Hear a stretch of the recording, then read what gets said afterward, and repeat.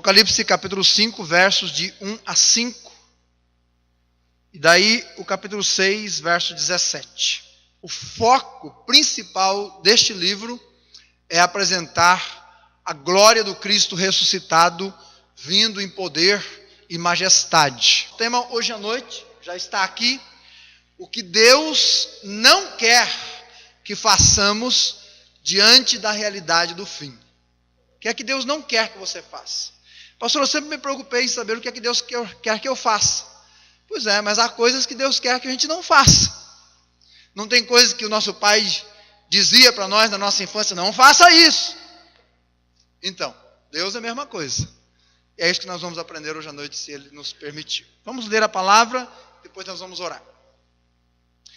Apocalipse 5, do 1 ao 5.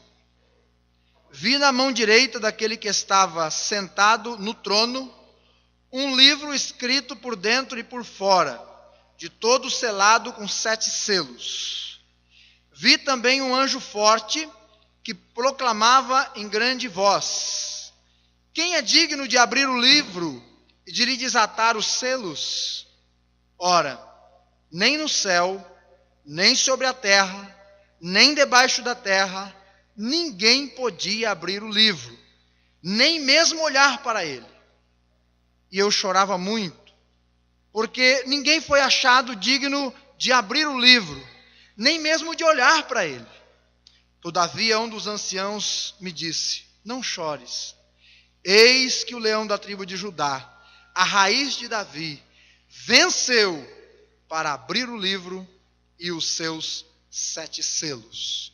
Agora o capítulo 6, versículo 17. Porque chegou o grande dia da ira deles. E quem é que pode suster-se? Vamos orar. Nosso Deus, obrigado pela leitura da Tua palavra. Nós pedimos graça para entendermos o Teu recado hoje à noite para o nosso coração.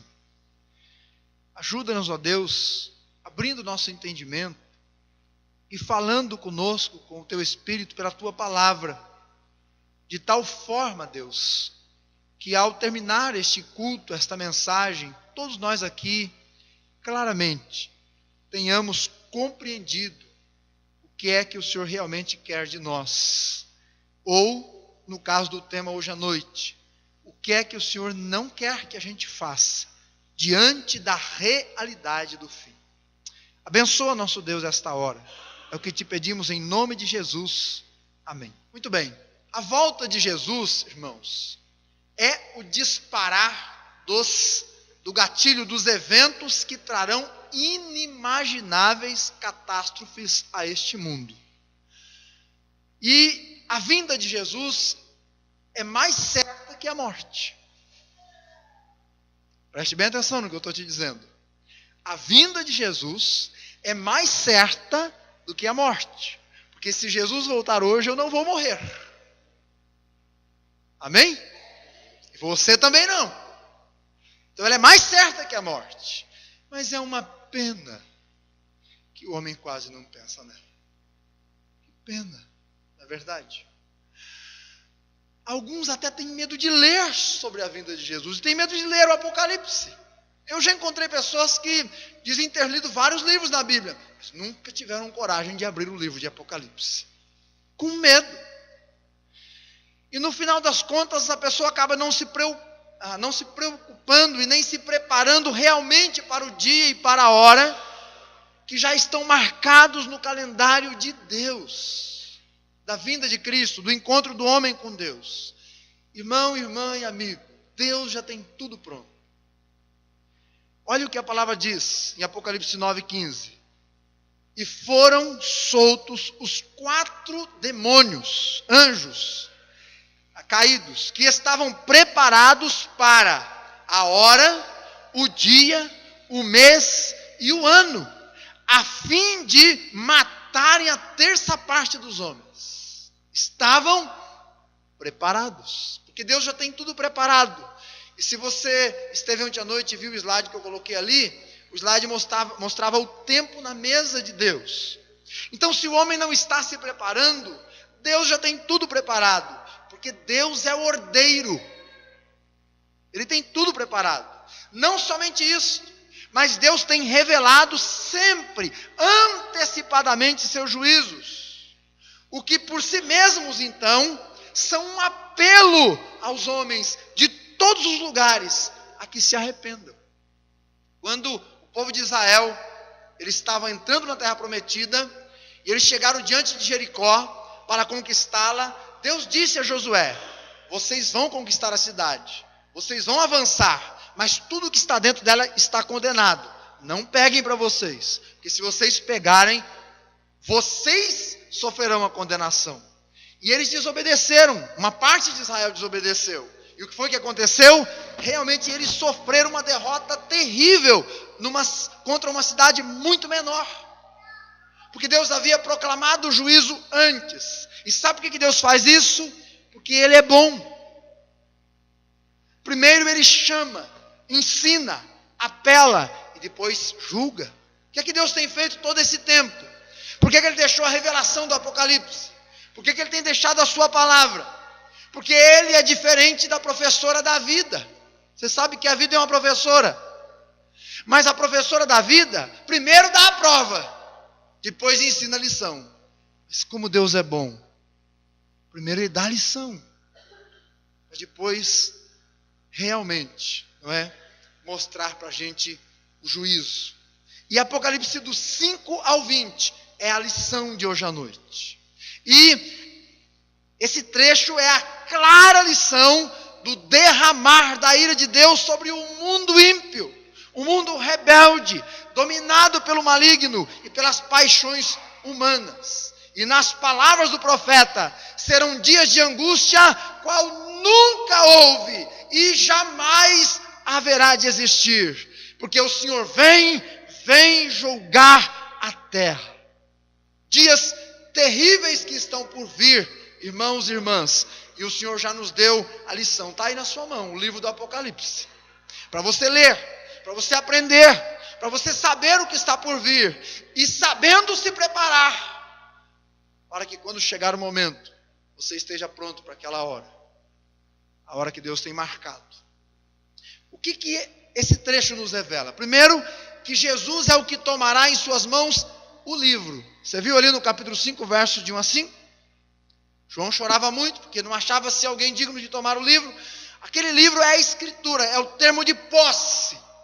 É a garantia da posse de Jesus sobre a sua criação, sobre esse planeta, sobre este mundo. Ninguém se achava digno, até que Jesus realmente se levanta, e Ele é digno. Ele é quem vai tomar posse. Então, esse trecho vai mostrar isso para a gente, o poder de Jesus. Segundo, que em seguida, a Ele tomar posse, então a ira de Deus vai cair sobre esse mundo realmente. E eu quero mostrar para vocês então, rapidamente, as aberturas dos selos, do soar das trombetas que estão por vir. Realmente é só um relance, para que você saiba. Tudo isso está aí nos capítulos de 5 a 19. Então, quando os selos forem abertos, serão 7 selos. Cada selo vai então demonstrar algo. O primeiro selo aberto, nós vamos ter a manifestação do anticristo, com a falsa paz no capítulo 6, versículo 1. Depois nós vamos ter batalhas mundiais que vão se desencadear. Tudo isso depois do arrebatamento. Em seguida nós vamos ter a fome predominando no mundo. Hoje a ONU diz que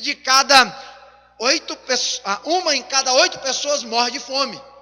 Isso é um relato da ONU. Em seguida, a morte e o inferno serão personificados para matar a quarta parte da terra, com espada, com fome, com peste e com feras sobre a terra. Capítulo 6, versículos 7 e 8.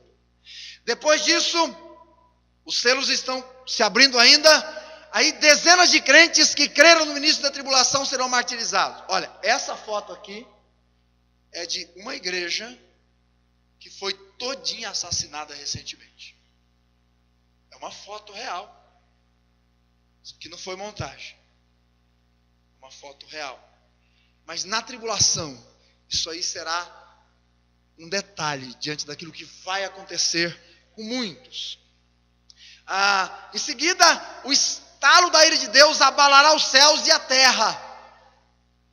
E, por conta disso, um grande silêncio haverá no céu, por quase meia hora. Mas o silêncio vai acontecer no céu por causa de uma ideia. Aquela ideia de que está ruim, vai piorar. É o derramar da ira de Deus. Ontem nós vimos que o Senhor Jesus encontrou João na praia. E João atendeu o chamado de Jesus. E João então caminhou pelos capítulos 1, 2, 3 e 4 de Apocalipse, vendo a glória de Jesus Cristo. E quando termina o capítulo 4, João é levado na presença de Deus lá no céu. E é isso agora que João está recebendo, essa revelação do derramar da ira de Deus sobre este mundo, algo que está por acontecer. Então, depois dos 7 selos, vai piorar. Vai piorar. E nós lembramos aqui as palavras de Jesus, em Mateus capítulo de número 24, onde dos versículos de número 16 a 23, Jesus ele faz um apelo ali tremendo. E ele diz as seguintes palavras em Mateus capítulo 24: então os que estiverem na Judéia, fujam para os montes. Quem estiver sobre o eirado, não desça a tirar de casa coisa alguma. E quem estiver no campo, não volte atrás para buscar a sua capa. Ai das que estiverem grávidas e das que amamentarem naqueles dias. Orai para que vossa fuga não se dê no inverno, nem no sábado, porque neste tempo haverá grande tribulação, como desde o princípio do mundo até agora não tem havido, e nem jamais haverá. Tais dias terríveis acontecerão. Mas depois dos 7 selos, 7 trombetas serão soadas, tocadas, não é? Quando tocar a primeira trombeta, 7 serão tocadas. Quando tocar a primeira trombeta, saraiva, fogo e sangue vão cair sobre a terra, e a terça parte de toda a árvore da terra será queimada. A terça parte será queimada. Em seguida, quando tocar a outra trombeta, o mar, a terça parte do mar vai se tornar em sangue. Capítulo 8, versículo 8 e 9. Depois, a terça parte das águas doces serão envenenadas por uma estrela chamada absinto, que vai cair do céu sobre a terra. Em seguida, quando a quarta trombeta tocar, a terça parte dos astros será afetada. Então sol, lua e estrelas escurecem. Capítulo 8, versículo 12. Depois, ao soar da quinta trombeta, Satanás descerá ao poço do abismo com a chave que lhe será dada, e abrirá, de onde sairão milhões de demônios horríveis e terríveis, que sairão para matar 1/3 dos homens. É dito que este é o primeiro ai, lá no capítulo 9, versículo de 1 a 12. Em seguida, 4 anjos caídos, demônios, que estão presos nos 4 cantos da terra, serão soltos, e com os seus exércitos matarão a outra terça parte dos homens. Quanta mortandade! É o segundo ai, capítulo 9, versículo de 13 a 21. Depois disso, o templo celestial é visto. A sala do trono é avistada pelos moradores da terra que estiverem aqui. E aí, as pessoas que estão em grande sofrimento contemplarão, de certa forma, o que perderam já, por contemplarem a glória do Senhor, a glória do céu, momentaneamente ali. Mas está ruim, ficou pior, vai piorar um pouco mais, porque 7 taças vão ser derramadas da ira de Deus sobre a terra. Está lá nos capítulos de 16 em diante. Então, chagas terríveis brotarão nos homens. Chagas terríveis. Deixa eu te fazer uma pergunta. Você já percebeu como o número de pessoas tem aumentado, que estão morrendo por câncer? Olha, há 2 semanas atrás eu sepultei um senhor na nossa igreja. Tem uma outra senhora que está com câncer. Recentemente um outro irmão fez uma cirurgia para tratar também de câncer. Quanta gente, quanta gente. Mas a Bíblia diz aí que no derramar da primeira taça, de uma das 7 taças, chagas terríveis brotarão nos homens, e que tem o sinal da besta. No capítulo 16 diz isso. Em seguida, todo o mar, que era uma terça parte, agora todo o mar se torna em sangue, e todas as criaturas marinhas morrem. Capítulo 16, versículo 4. Então, todas as fontes de água nos rios se tornam em sangue. Depois a Bíblia diz que o sol vai produzir um calor tão intenso que vai queimar parte dos homens. Capítulo 16. Depois disso, uma escuridão tremenda tomará conta do mundo. Capítulo 16, verso 10 e 11. Depois disto, o grande rio Eufrates vai secar. Esta é uma foto do que era o rio Eufrates. Isso aqui é tudo água. Do que ele é hoje. Ele está secando. Se você quer comprovar, entre na internet e pesquise sobre esse rio. Ele está secando. E muito brevemente, ele vai estar assim. Porque a palavra de Deus disse. Está escrito lá. No capítulo 16, versículo 12. Isso está vagarosamente progredindo já. E aqui demônios mobilizarão as nações para a grande batalha chamada a Batalha do Armagedon. Vai haver uma grande batalha.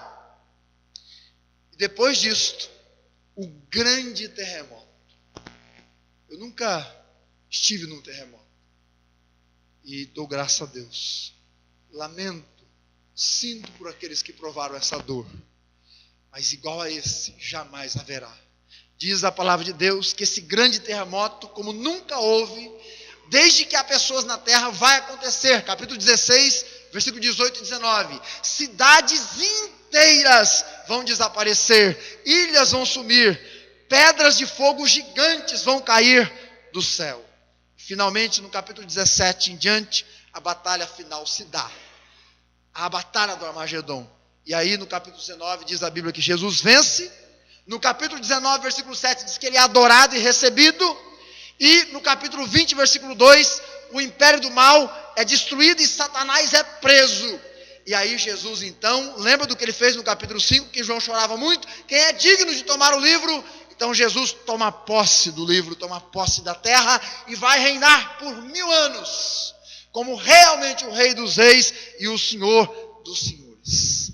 E esta é a verdade que está por vir. O profeta Isaías, falando desta verdade, ele disse assim no capítulo 26, versículo 20, 21 e 27, 1. Vai, pois, povo meu, entra nos teus quartos, fecha as tuas portas sobre ti, esconde-te só, por um momento, até que passe a ira. Pois eis que o Senhor sai do seu lugar para castigar a iniquidade dos moradores da terra. A terra descobrirá o sangue que embebeu e já não encobrirá aqueles que foram mortos. Naquele dia o Senhor castigará com a sua dura espada, grande e forte, o dragão, a serpente, veloz, e o dragão, serpente sinuosa, e matará o monstro que está no mar. Tudo isso se referindo a todas essas imagens e a todos esses capítulos de Apocalipse, capítulo 5 até o 19. Eu quero te fazer uma pergunta. Você acha que Deus estava brincando quando deixou revelado isso a João? Ele estava brincando? Não, ele não estava brincando. Agora, olhe, o nosso planeta, irmãos, está doente. Olhe, observe, o nosso planeta está doente. A natureza está gemendo, aguardando o dia da sua libertação. Nosso planeta está em agonia, sentindo cólicas intestinais. Alcançamos o apogeu do progresso, mas destruímos a própria casa, o mundo em que moramos. Nossos rios estão poluídos. Nossas matas estão sendo devastadas. Nossos campos estão se transformando em desertos. Nossas fontes estão secando. Estamos acabando com a fauna e a flora. Despejamos todos os dias milhões de toneladas de dióxido de carbono no ar, destruindo a camada de ozônio, que nos protege dos raios mortíferos do sol. Nosso planeta está aquecendo. As geleiras dos polos estão se derretendo. Enchentes, secas, estão se multiplicando. Como eu mencionei ontem à noite, terremotos e mais terremotos se tornando cada vez mais frequentes. Sabe por quê? Porque quando Deus revelou a João o Apocalipse, ele não estava brincando. Ele disse Escreve, João, aquilo que vai acontecer. E querido, se Deus disse que vai acontecer, vai acontecer. Sabe quantas vezes a Bíblia menciona, direta e indiretamente, a volta de Jesus Cristo nessa terra? 1845 vezes. Por que você acha que ele repetiu tantas vezes? Porque ele quer que você preste atenção na lição. Pois o dia da prova virá, o dia da ira de Deus virá, o dia de se encontrar com Ele virá. Preste atenção, é a palavra revelada para mim e para você, para o nosso coração, para que a gente entenda. O Senhor está chamando a nossa atenção enquanto há tempo, enquanto se tem oportunidade. Sabe, Júlio César foi um grande imperador, e ele morreu no dia 15 de março de 44 a.C. Depois de inúmeras batalhas e vitórias, ele expandiu o seu reino romano e muito. Mas ele foi assassinado dentro do próprio Senado romano. Dentro do próprio Senado. Interessante que eles o convidaram para uma festividade. E então o Júlio César ele sai do seu palácio para ir ao Senado.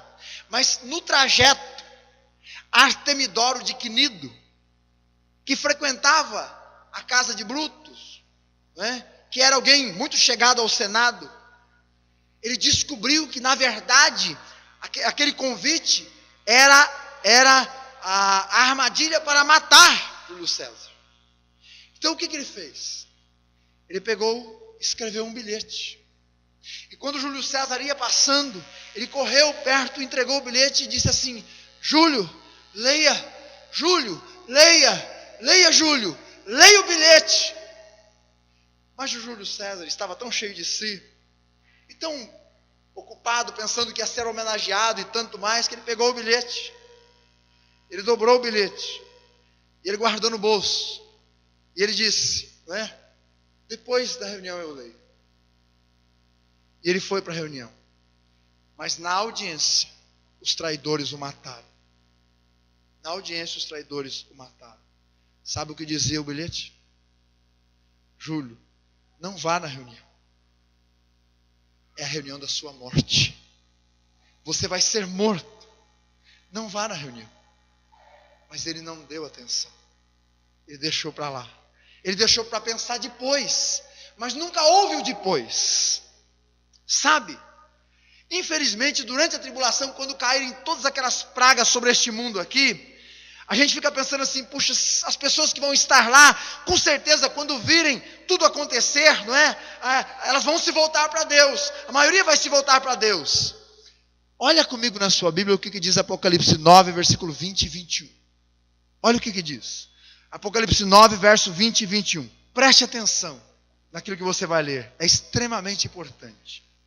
Essas pessoas aqui vão estar lá na tribulação. Vão provar toda essa ira de Deus que caiu sobre elas. E a gente fica pensando, quando elas perceberem isso, vão se voltar para Deus. Olha o que está escrito aí. Os outros homens, aqueles que não foram mortos por esses flagelos, por esse derramar da ira de Deus. Note o que diz. Não se arrependeram das obras das suas mãos, deixando de adorar os demônios e os ídolos de ouro, de prata e de cobre, de pedra e de pau, que nem podem ver, nem ouvir, nem andar. Nem ainda se arrependeram dos seus assassínios, nem das suas feitiçarias, nem da sua prostituição, e nem dos seus furtos. Apesar de estarem provando aquela dor, eles não se arrependeram. Apesar de estarem vendo o que estava acontecendo, ou o que vai estar acontecendo, eles não se arrependeram. É isso que eles fizeram. Mas é isso que eu e você não devemos fazer. O que é que nós não devemos fazer diante desta verdade, dos capítulos 5 a 19, do que está para vir sobre este mundo, registrado aí no livro de Apocalipse? Vamos pensar um pouquinho agora. O que é que você não deve fazer diante de tudo isso que vai acontecer? Para que nós possamos pensar, eu queria convidar você a ir para Atos capítulo 1 agora, por gentileza. Nós vamos ler alguns versículos em Atos. Atos capítulo 1. E nós vamos ler então os versículos de 9 a 11. O que não fazer? Agora você recebeu o recado. Rapidinho, né? Foi um recado bem rapidinho, como alguém entregou para o Júlio César. O Butos entregou lá para o Júlio César quando ele passava. Diante desse recado, o que não fazer? Atos 1, do versículo 9 ao 11. Ditas estas palavras, foi Jesus elevado às alturas à vista deles, e uma nuvem os encobriu dos seus olhos. E estando eles com os olhos fitos no céu, enquanto Jesus subia, eis que 2 varões, vestidos de branco, se puseram ao lado deles. Eles disseram: varões galileus, por que estáis olhando para as alturas? Esse Jesus que dentre vós foi assunto ao céu, virá do modo como o vistes subir. Esta é a promessa. A revelação do Apocalipse foi dada. E esta é a promessa. Então, o que não fazer diante do que está por vir? Em primeiro lugar, não haja com indiferença. Não haja com indiferença. A promessa foi celestial. 2 varões vestidos de branco. Há uma disputa se são anjos ou se são 2 homens. Talvez Moisés e Elias, não sei. São varões celestiais. E eles disseram: prestem atenção, esse Jesus que foi vai voltar, mas ele não vai voltar como servo, ele vai voltar como rei, como senhor, como poderoso, em ardor e ira sobre aqueles que não se arrependerem. Querido, não haja indiferente, não deixe de dar o devido valor e atenção àquilo que está por vir, não haja com desinteresse, não haja com apatia. Não haja com indiferença. Sabe, os contemporâneos de Noé, infelizmente, agiram. Mateus 24, do 37 ao 39, diz assim: e como foi nos dias de Noé, assim também será a vinda do Filho do Homem. Porquanto, assim como nos dias anteriores ao dilúvio, comiam, bebiam, casavam, davam-se em casamento, até o dia em que Noé entrou na arca, e não o perceberam, até que veio o dilúvio e os levou a todos. Assim será também na vinda do Filho do Homem. É o que a palavra do Senhor diz. 2 Pedro 3,20, que o irmão leu. Os quais no outro tempo foram rebeldes, quando a longanimidade de Deus esperava nos dias de Noé, enquanto se preparava a arca, na qual poucas, isto é, 8 almas se salvaram. Preste atenção. Os contemporâneos de Noé, advertidamente, foram realmente agindo indiferentes àquilo que estava por vir. Perceba. Eles conviveram com Noé. Eles ouviram a Noé. Eles viram Noé construir uma arca num deserto onde não tinha água, onde não chovia. Mas eles não deram crédito às palavras daquele homem, porque seus olhos estavam na terra e não no céu. Seus corações estavam entorpecidos pelo pecado, pelos prazeres deste mundo. Para eles o que tinha valor era sexo, bens, prazer e divertimento. Eles estavam tão focados aqui, que não deram atenção para aquilo que Noé pregou. Eram adoradores do corpo, negligentes com sua alma, eram amantes de si mesmos e desprezadores de Deus. Mas preste atenção, o mesmo Deus que mandou Noé construir a arca, o mesmo Deus que mandou Noé pregar, o mesmo Deus que abriu as comportas do dilúvio, foi o Deus que desceu e fechou a porta por fora da arca. Foi o mesmo Deus. E aquelas pessoas que, indiferente a tudo que viram e ouviram, reagiram, foram levadas pelas ondas que se formaram do dilúvio e morreram todos. Desfez-se toda a esperança de qualquer outra pessoa ser salva, porque foram indiferentes. Eu vou citar um fato que existe uma disputa sobre esse fato, se essa frase é verdadeira ou não. Mas como existe uma disputa, eu vou afirmar ainda. Dizem que em abril de 1912, quando o Titanic, que foi considerado o tótem da ousadia humana, o orgulho da engenharia náutica, um colosso de 269 metros com 46 toneladas e que custou 7,5 milhões de dólares, dizem que uma repórter entrevistando o construtor do navio, não é? O construtor disse: minha filha, nem Deus afunda esse navio. E você sabe que na primeira viagem dele, ele bateu no iceberg e afundou. E dizem mais, que testemunhas de dentro do navio, que sobreviveram, entendiam que quando o navio ia passando pelo iceberg, e o iceberg foi rasgando o casco do navio, eles tinham a sensação de que era um dedo cortando o casco do navio. E aí alguém foi dizer assim, deveria ser o dedo minguinho de Deus, porque se fosse qualquer outro, tinha partido o navio no meio. Mas aquele homem tinha dito, nem Deus afunda. Ou, uma confirmação que eu tive realmente, esse navio é não pode ser afundado. Mas olha, ninguém pode agir indiferente a Deus, ou zombar de Deus, ou brincar com as coisas de Deus, ou negligenciar a revelação de Deus, ou desafiar o nome de Deus e passar impune. Se não for punido nesta vida, será no porvir. Então nós não podemos agir indiferentes à vinda de Jesus, porque a Bíblia é clara, o que há de vir, virá.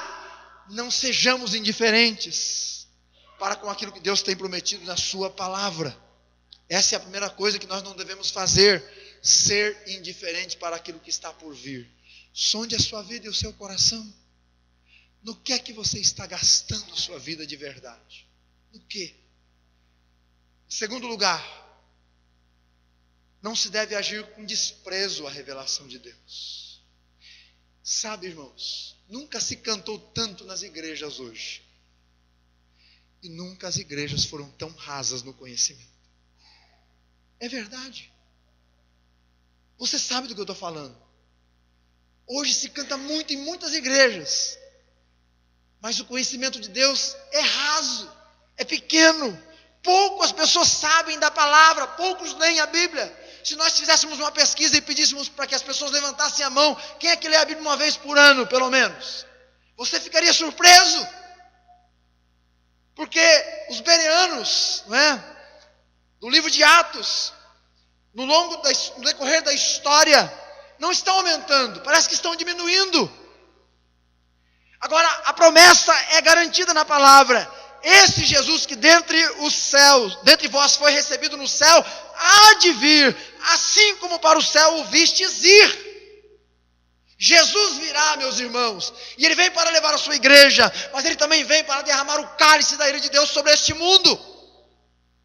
O juízo é certo, Ele diz, eis que veio como ladrão, bem-aventurado o que vigia, e Deus vela sobre a sua palavra para cumprir. Mas os contemporâneos de Ló desprezaram os avisos de Deus. Sodoma e Gomorra eram cidades de grande pecado. Aquilo subia diante de Deus e aquilo fazia mal realmente aos céus. Eles eram imorais, eles eram perdidos. Deitavam-se homens com homens e mulheres com mulheres. Entregavam-se às aberrações sexuais. Mas Deus, que é bom, enviou 2 anjos para comunicar a Ló a destruição da cidade. Está escrito em Gênesis 19:13, porque nós vamos destruir este lugar, porque o seu clamor tem engrossado diante da face do Senhor, e o Senhor nos enviou para destruir esse lugar. Não somente isto, mas eles disseram a Ló, proclame esta mensagem aos seus conhecidos, lá no 19:12. E Ló proclamou. Sabe qual foi a reação dos próprios genros? Dos próprios parentes? Versículo 14. Ló foi, porém, tido como um doido, um zombador aos olhos deles. Que é isso, Ló? Você está ficando gagá. Ló, você está doido? Que vai derramar a ira de Deus sobre Sodoma nada?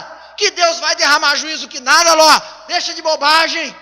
A vida é aqui, morreu, acabou. Será que você não aprendeu isso ainda? Mas você sabe o que a Bíblia diz, não sabe?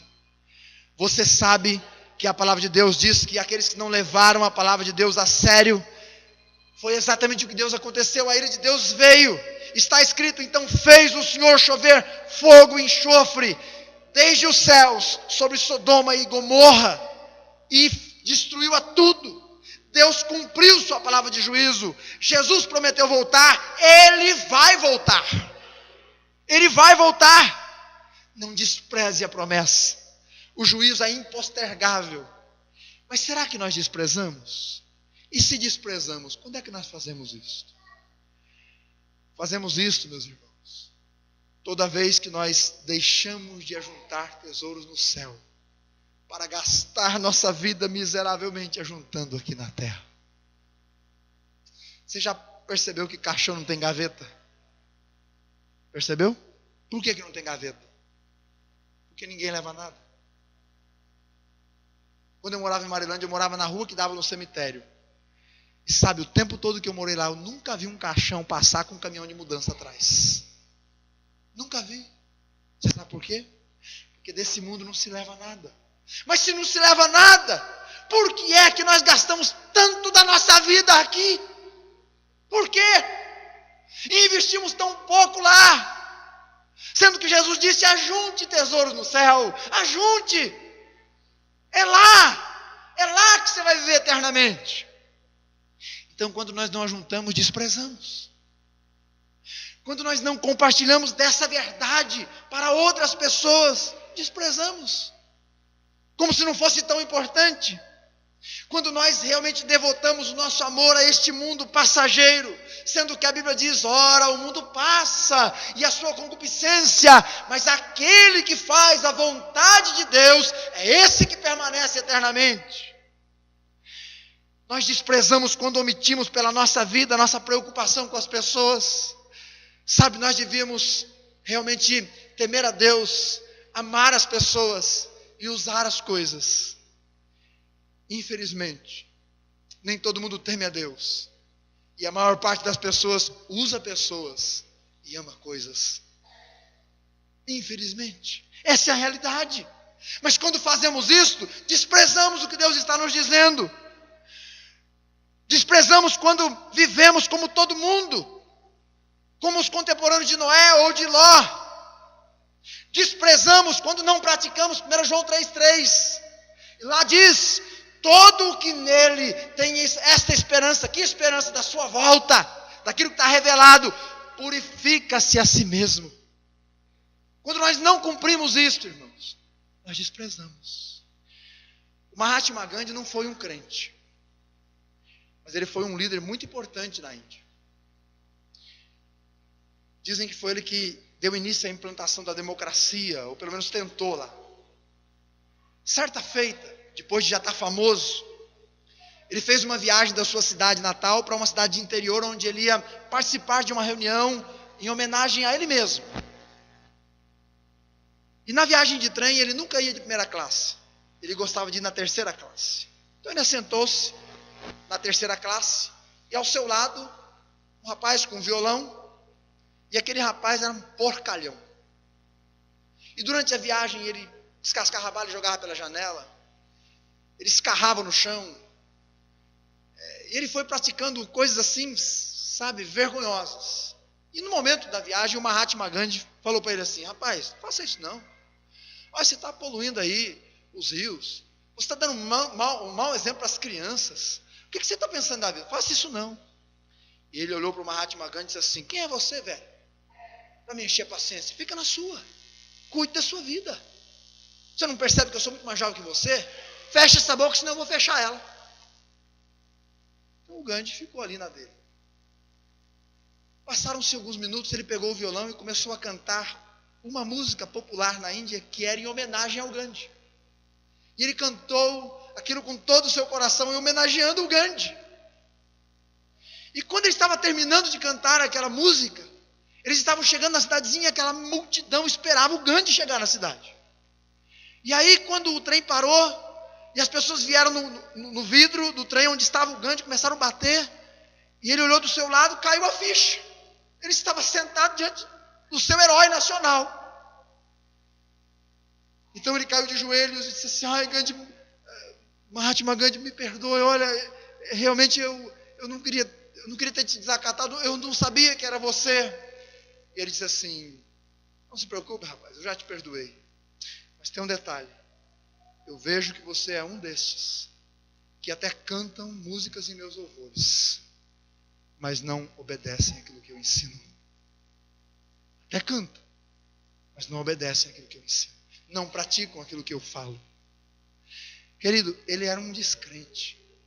Agora o nosso Deus é o Deus dos deuses, é o Senhor dos senhores, diante de quem nós cantamos tantas vezes, diante de quem nós já nos dobramos tantas vezes.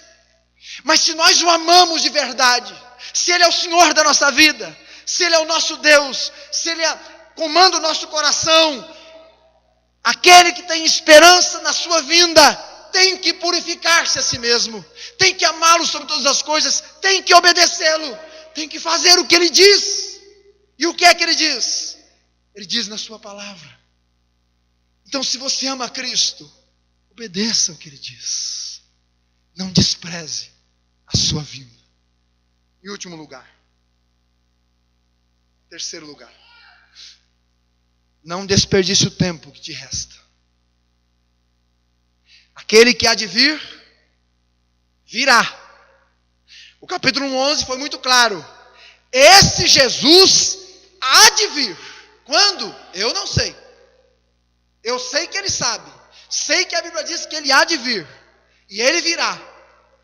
Não despreze. Não ignore isto. E não desperdice o tempo que Ele tem te dado.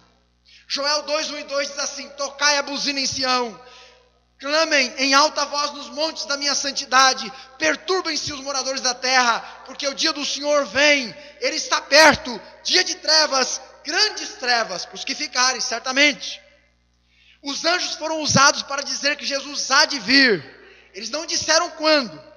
Deus usou Paulo para dizer então: vede prudentemente como andais, não como necios, mas como sábios, remindo o tempo, porque os dias são maus. E não são mesmo? Agora, por que remir o tempo? Por 3 razões. Primeira, porque o tempo que passa não volta. O que passou, passou. Dizem que há 4 coisas que não voltam: a pedra tirada, a palavra dita, a ocasião perdida e o tempo passado. Lembra de Esaú e Jacó? Lembra que Esaú vendeu o seu direito de primogenitura por um prato de leitilha? Sabe que Hebreus diz assim, ninguém seja fornicário ou profano como Esaú, que por um manjar vendeu o seu direito de primogenitura. Sabe o que significava isso? Dupla herança, supremacia entre os irmãos e o direito de chefia do povo. Mas ele vendeu. Ele achou que podia recuperar quando quisesse, que a vida estava nas mãos dele, que ele fazia e acontecia.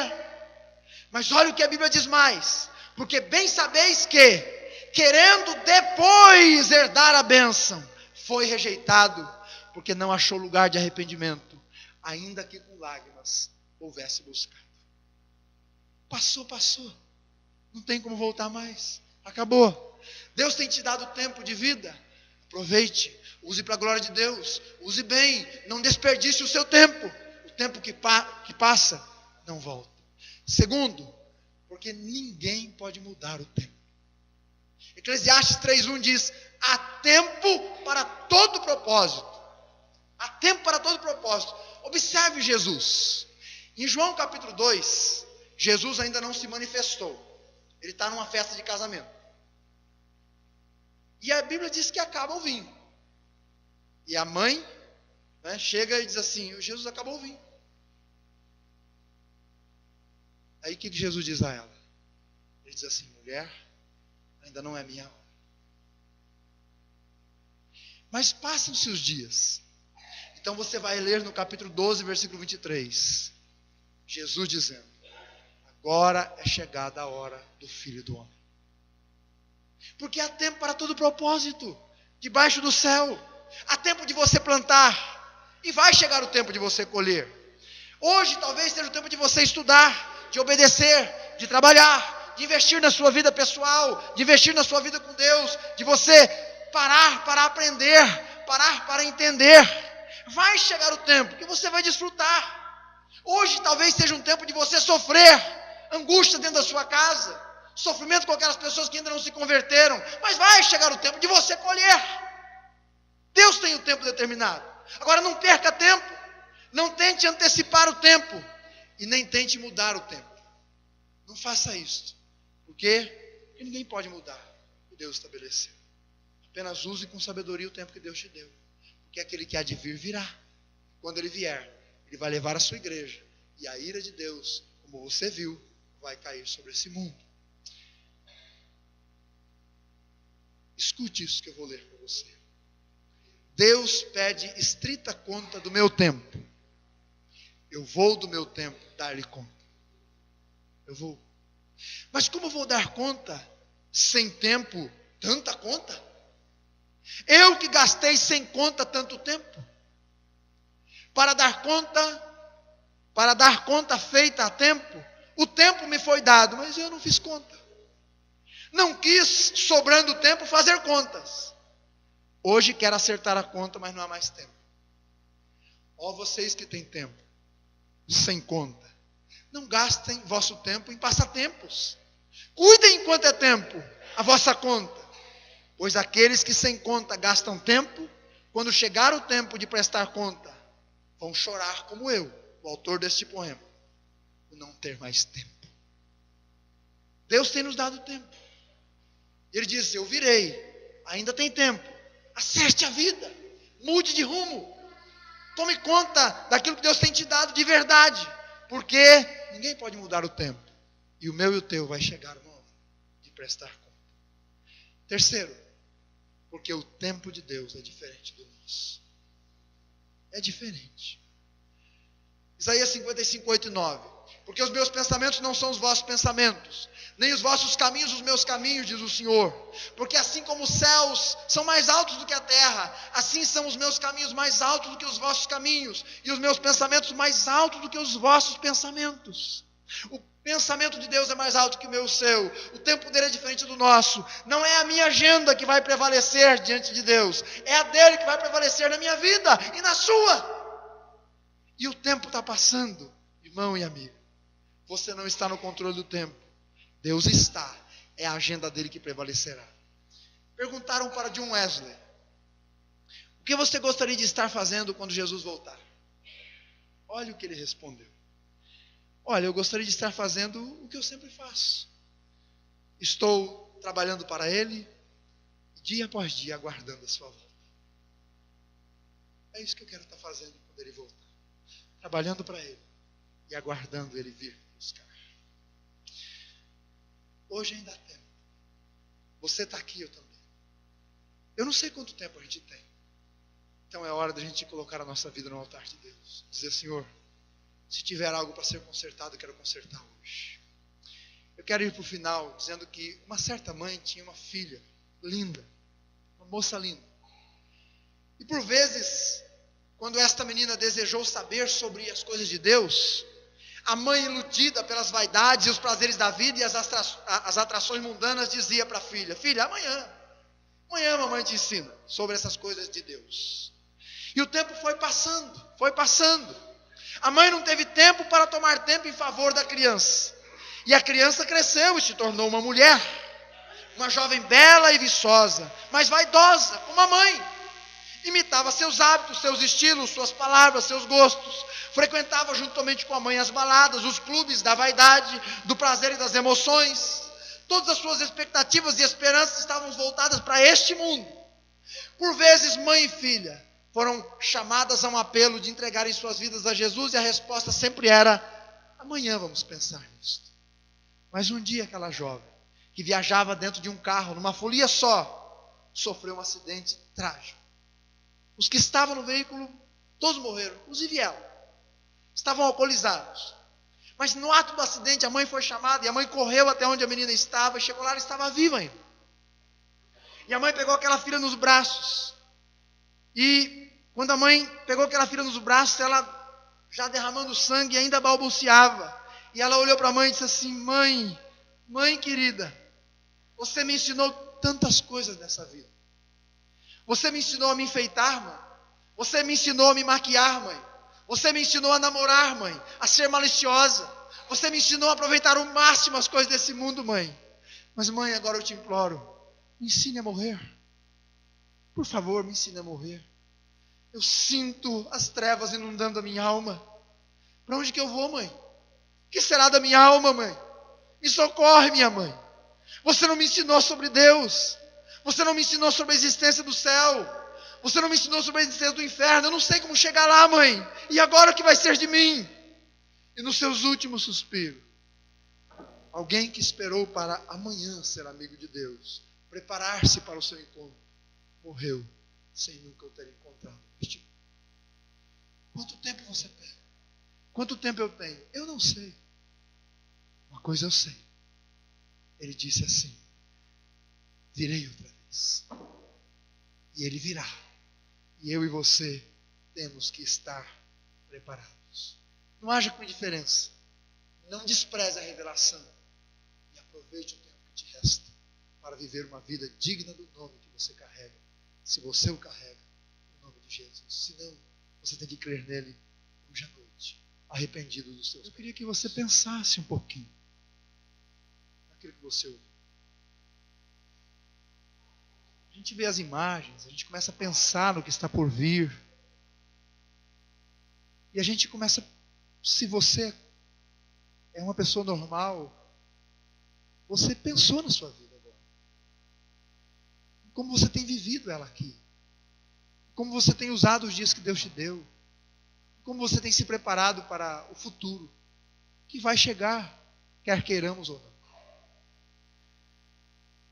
Talvez ao pensar sobre isso, você entendeu que está perdido, precisa de salvação, porque não vai subir no arrebatamento e vai ficar aqui e vai sofrer a consequência do juízo vindouro na tribulação.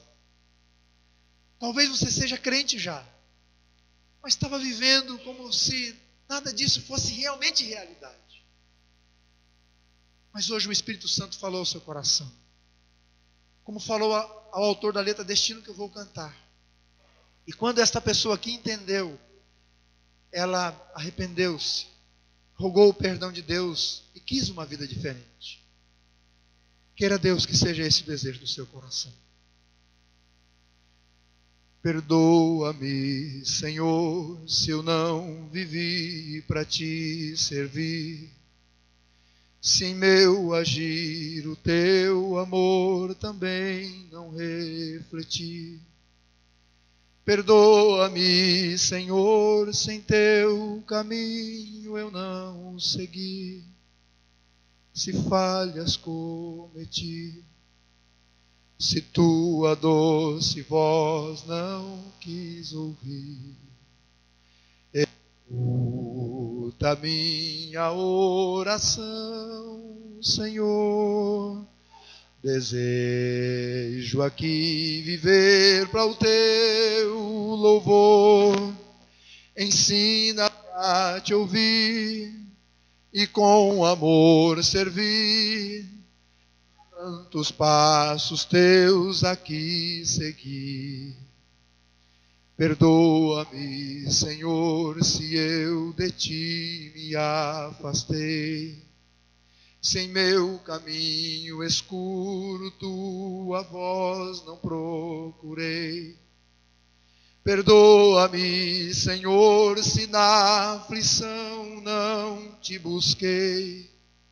Se eu não te sondei, se teu querer para mim não procurei.